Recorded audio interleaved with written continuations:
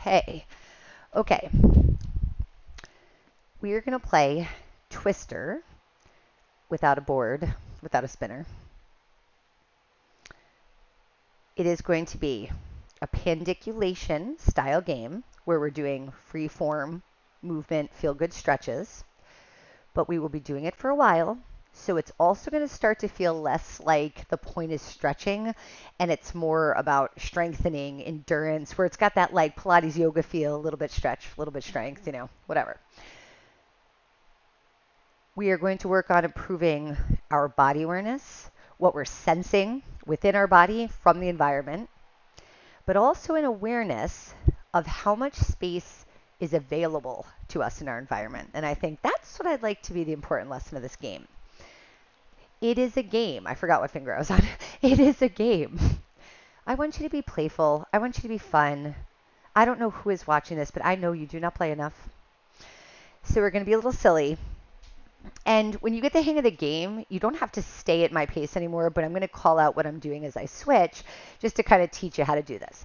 Now, let's get down on our hands and knees. If you're not actually familiar with the game Twister, there's a whole bunch of dots on the floor, different colors, and you spin this little spinner, and it'll tell you like to put whichever limb on blue or on green or on whatever, and your body keeps twisting up. Okay. I don't know where you would have grown up that you didn't know what Twister is. All right, but like the game, we are going to focus on the two hands, the 2 feet as the things that move. We are starting in quadruped on your hands and knees, but when we start moving, like if I say your feet are glued in a certain spot, your knees can still move. You know that if you wanted to make a downward dog, a hover, I don't know, turn, okay? But we are going to use putting your knees down as a way to offload weight, to provide more options. So just like remember that as you're playing, because you might not be looking at me the whole time. We will begin from this base position, doing a little time feeling what movement's available in your body. Sometimes we call this particular thing the Zeppelin. All right, so you're anchored down by your 4 limbs, and you're the balloon, and you're just waving around a little bit as the breeze is blowing you. You can't leave the earth, but where can you go? What shapes can you be in? Where can you take this weight without the tethers untethering? What shapes can you make your spine? Now that Zeppelin analogy, I don't know, is the best idea, but you got what I'm saying. Okay. So that's your first phase, feeling out where you are. Now you're going to pick one limb and take it off the ground. Now repeat the Zeppelin idea, but now your arm becomes part of the expression of what can move freely. And that's how I want you to think of it. It's not, oh, now I'm just going to move my arm. It's how does the movement of my arm affect where my spine can go, or vice versa? How does the shift of my body and the shape of it affect what my arm can do? I just realized it's a miracle my headphones already haven't fallen off, but how do the headphones on my head affect my choices of what I do with my head and neck? I was really conscious of that I was really minimizing how much I drop my head and messing up the flow. Okay, enough about me. Now, with the limb, reach around. Imagine you were feeling out like all the options of where you could put the hand down, but when you decide, it's going to be stuck again. So I want you to think of this as looking for an interesting spot. Like, see how the rest of your body's still reacting, right? Like, do I want my body to be really crooked out here when I start? Do I want it to come in towards like a midline? Do I want it crossed under me? Like, what do I want to do? No wrong answer, but decide. All right, so now you've made a new shape. Kind of start again. You're going to go back to this Zeppelin idea. Now, on purpose, I never lifted my knees because I know I was going to my hands first. But this is where we can start to make it more challenging or less challenging based on your ability level. If I extend one knee and let that create a different kind of freedom, there's going to be moments where I have to put much more load on my arms than I was doing in quadruped.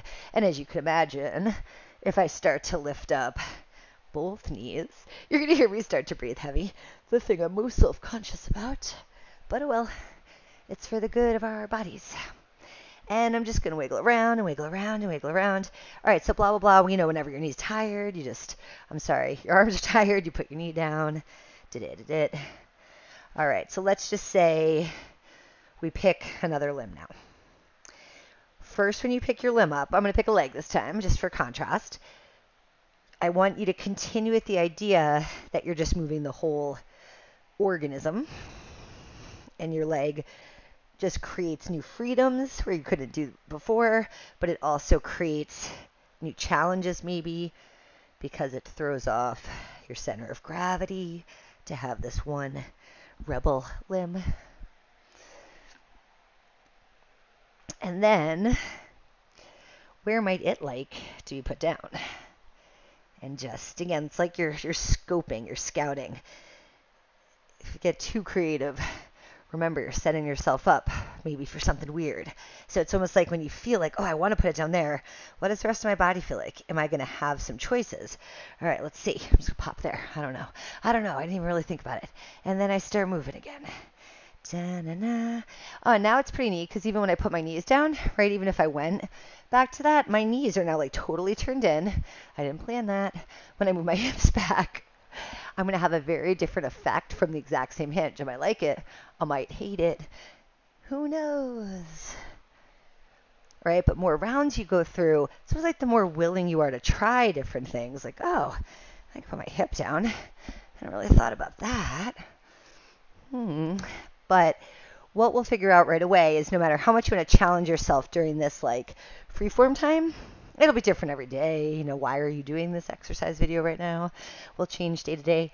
But before you go to lift any limb,